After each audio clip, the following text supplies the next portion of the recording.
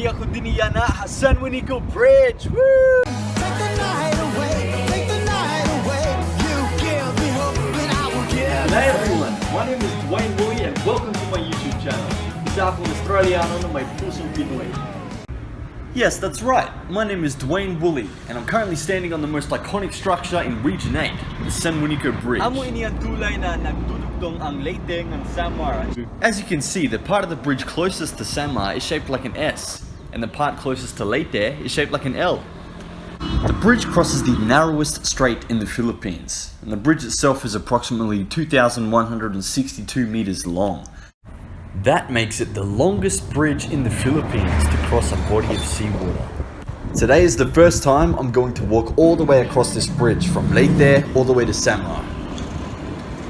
At first it was called Marcos Bridge because it was built under the administration of President Ferdinand Marcos. Ginpahimo ini nga tulay han asawa han babae nga damon sapatos nga hi Imelda Marcos.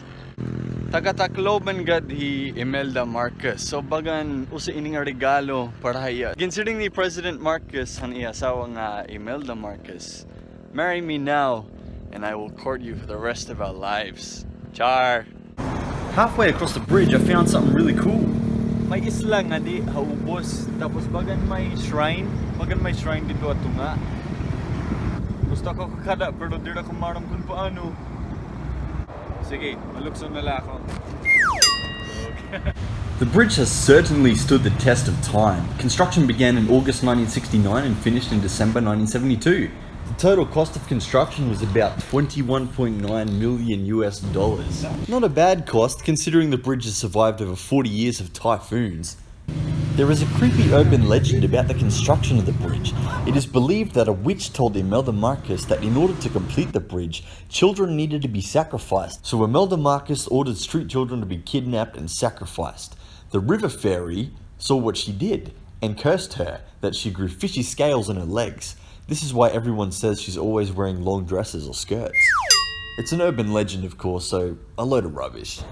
Alright, so I've been walking for half an hour now. Here we are.